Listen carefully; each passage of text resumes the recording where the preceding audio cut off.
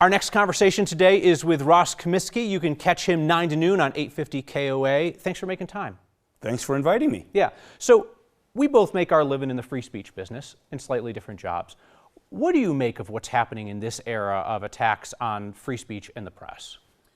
I think, as you and I were talking about a moment ago before we started airing, a lot of people on the right, and for those who don't know me, I'm an unaffiliated libertarian, probably lean a little more right on economic stuff and a little more left on social issues. A lot of folks on the right seem to forget that they're not going to be in power forever. And in fact, they seem to forget that just a few years ago, the Biden administration was using, I'll call it soft power, it wasn't overt regulation, on social media companies to censor primarily conservatives. And so I get very, very frustrated when I see conservatives who claim to care about this stuff now wanting to do the same thing. And well, I'll stop here. So well, we can go back. Whataboutism is a hell of a drug. Yes, right? It is. And it's so on trend now where it's, well, Biden did some form of this. Right. So if Trump wants to turn it to 11, I'm good with it because he's my guy. You hear that all the time. All the time. It presupposes that there will never be another pendulum swing in American politics, that the left will never again be in power, because what if they turn it to 12? And I have to say, I understand why they want to do it. You're mad, you were mistreated, and they were.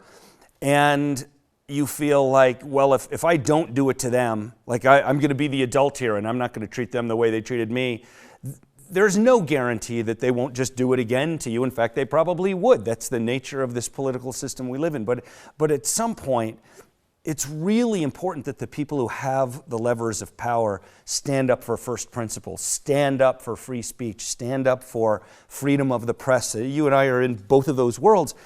And again, as I said in a Substack note I wrote this morning, conservatives claim to care about that stuff more often than liberals care to claim that they care about that stuff. And so when the people who really have been jumping up and down for years, protect the First Amendment, protect freedom of speech, and then suddenly you've got Brendan Carr, who, by the way, used to be really good before he was chairman, suddenly jumping in, threatening a private company if they don't fire a comedian who said something that wasn't funny. And to be clear, what Jimmy Kimmel said I thought was really bad. I thought it was worthy of suspension. But as soon as the government jumps in, to me, that story isn't even about Jimmy Kimmel anymore. It's about the government. Right, and I think that's such a crucial distinction, and it might be easy for people who are in our businesses to see that distinction more clearly. But you and I both know that if we say something that runs afoul of our boss's sensibilities, that we could hear about it, which is why I think, I'm guessing you know where the guardrails are. I know where the guardrails are, right? I have to be fair, I have to be accurate. If I intentionally say something that's misleading or wrong, like they're gonna come down like a ton of bricks on me, right? But as soon as the government gets involved, that's a whole different world to me. That's right. And your employer and mine can put almost any conditions they want on our employment. I think you and I both work in environments where we're free to say almost anything, as long as it isn't a lie or calling for violence or something. And you and I both strive for accuracy, but one thing that you and I both do is if we get something wrong, we correct it on the air. If we made the mistake on the air, we both correct it on the air. Yeah, you correct the mistake where it was made. Right, yeah. Where it was made. And if I learn about it, 3 minutes later, a listener texts in and says, Ross, that was wrong, I correct myself 3 minutes later. And if I find out 3 weeks later, I'll go on and say, 3 weeks ago I said this. And our employers can put that on us and we can agree to it or not. But our employers can't put us in jail. And our employers can't, there's a limit to what they can do. We can lose our jobs. The power of government is a whole different thing. And my touchstone is the Constitution, and to have these people who claim to care so much about it, just assaulting it. And it's not just Brendan Carr, it's Pete Hegseth with what he's doing at the Pentagon Press Corps now. It's Pam Bondi with what she said that must have just caused your teeth to itch when she said what she said about going after people who engage in hate speech. Hate speech. Yeah, there's a reason why that's not defined, right? And I think I appreciate that you pointed out in your Substack writing about what Secretary Hegseth is doing right now, telling Pentagon reporters that if they seek or publish information, even if it's unclassified, if it's not approved by the government, that they could lose their credentials. There's a term for just publishing things that the government wants published. That's not journalism. That's a different thing. That's an entirely different thing. And it just seems to me like there's a fundamental disconnect about what journalism is, like why these things matter in America. And I don't know, like it's so wrapped up in politics, but it's not political. I don't know, maybe that's just like a journalist's naive view. It shouldn't be political, but everything is political now. Everything is tribal. And it's very hard to break out of it. And I also think it's very tempting to dig into it. And I'm not going to name names because they're all famous names, and it doesn't matter if I name them. But you and I have both seen so many people on the left and the right who we can clearly see are saying things that, well, let's say we suspect they don't believe because they are pandering to one side or the other. And gosh, I couldn't do that even if I wanted to, but I definitely don't want to. And I think it's very important that people who care stand up, and that's why in the Substack that you mentioned, I call on Republicans, right? If it's Republicans causing some of these problems, and by the way, it's not unique to them. As we said before, the Biden administration has done a lot of stuff, and plenty of previous administrations, going back 100 years, maybe 200 years, have tried to interfere with journalism. But right now, the problem is coming from conservatives, and I wish that more conservatives would stand up against it. And you and I were talking before all this. There were some prominent conservatives who pushed back, especially against Brendan Carr, and that was heartening a bit. Yeah, I thought it was important that Jimmy Kimmel thanked people by name last night in his monologue, and some of the people that he has thanked are people that he has relentlessly gone after over the years, people like Ted Cruz, but thanked him by name and was clear about the fact that he appreciated that there were people willing to stand up for speech that they don't like.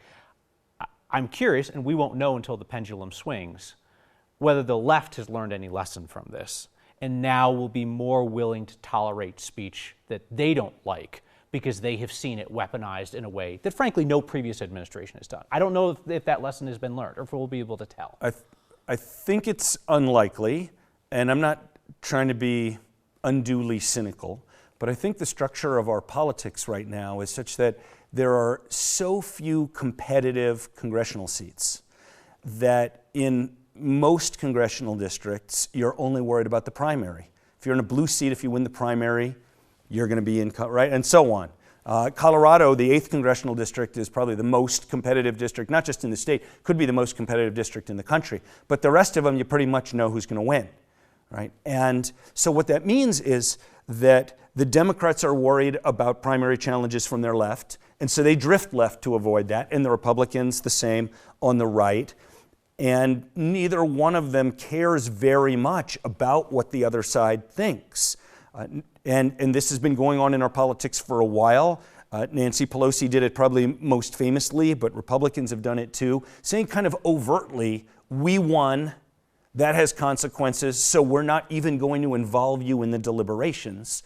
And I don't see that changing. You hear that complaint from state-level Republicans here in Colorado. Sure. I mean, I note also when you talk about the idea of how many truly competitive seats that we have, that now we also have this race to gerrymander, right? Trump wants Texas gerrymandered, Ohio, Indiana, elsewhere. So now the left is going to gerrymander California and other places, and away we go, and we exacerbate the problem that you're talking about.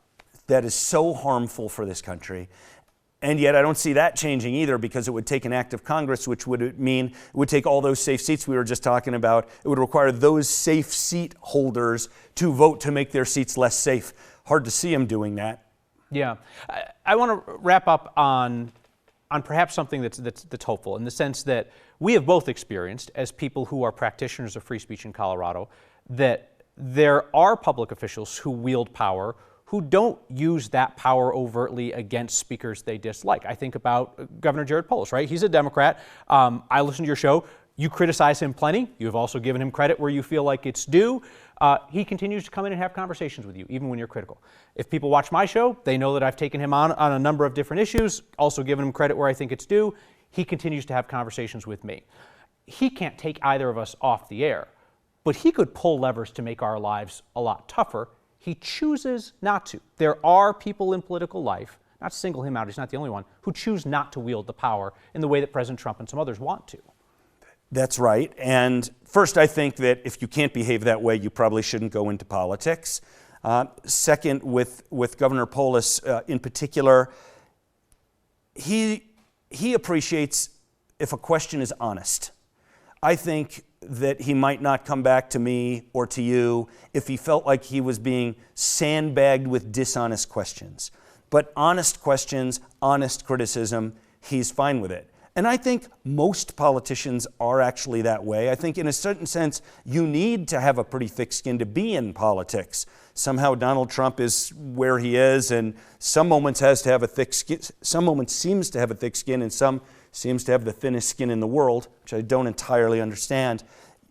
Specifically with Governor Polis or people like that, since you and I are on local airwaves, the main thing that I want from them is access, not for me, but because I think it's really important for my listeners and your viewers to be able to hear directly from these people when there's something important going on. So that's the value to me and why I appreciate them for the same reason you do. But that said, there are people in your side of the business and my side of the business who will try to guarantee themselves that access by just relentlessly kissing the butt of the people in power, as opposed to actually asking them pressing questions. But where I think it's noteworthy is when you have elected leaders who are willing to take pointed, direct, honest questions, as you say, and come back and not just come in so that they can knock softballs out of the park. Well, not to focus on Jared too much, but Governor Polis knows that I've never voted for him, right? We're friends, but I've never voted for him, and he knows it. And it's okay. He's a big boy, and his job is, he knows that when he's speaking to me, he's not really speaking to me. And when he's speaking to you, he's not really speaking to you. He's speaking to the thousands of people listening or watching. He knows what his goal is. And I wish that some of these people in the federal government right now would realize that same kind of thing. So lastly, and I think I've said lastly 2 or 3 times now, I have a tendency to do that. I'm bad with time management. Me too. The idea of self-censorship. Because when you have a government actor who might use soft power to make a speaker's life miserable, there are some speakers, like a Jimmy Kimmel, right, who are going to take on the government, and they're going to get knocked down for that, and they might become a cause celeb. But there's other speakers, journalists, radio hosts, otherwise, who might self-censor to avoid drawing fire. That's what really worries me about this particular moment, because I feel like for every journalist, for every speaker, for every late night host that you hear about who is in trouble, I worry that there's 100 or there's 1,000 who are not speaking truth to power because they fear that consequence. Okay, 2 things to say about that. First, I don't know if there's ever been a time in all of American history, and that's, I realize, a strong statement, where the president had as much influence over the party as this president, as Donald Trump does. And I think a lot of people are really afraid of him. Politicians, people who want to have access to politicians, or people who, whatever they want, they're afraid, so they may self-censor for that reason. And I wish that we had a president who would overtly say, I don't care what you say about me, or at least as long as it's honest, right? He's not that guy. The other thing now from our side is, I think that as long as you build a media brand from the beginning, that is, I'm here to call balls and strikes, I'm not here to cheer for a team, I'm not red or blue, I personally am unaffiliated, and I find it incredibly liberating to not be a member of a political party. I think as long as your brand is that to begin with, then it's much easier to criticize anybody and everybody. And as you said, I criticize and praise Governor Polis, President Trump, whoever, because I'm not a cheerleader. And again, I think if you start that way and stay that way, you can get away with it. When there are people who are basically, as you said, kissing the butts of the politicians for whatever reason, and then something comes along and they know it's wrong, but they've built their brand and they've built their listenership on that. And then all of a sudden, if you do something different, now you're off brand, and that starts feeling inauthentic, and nothing kills a media career, television host, radio host, faster than listeners or viewers thinking you're an actor, and you're not authentic. I had never before thought of ass kissing as an act of authenticity, but you made the case well. Ross Kaminsky for 850 KOA. Appreciate the time. Enjoyed the conversation. Thanks for having me. Yeah.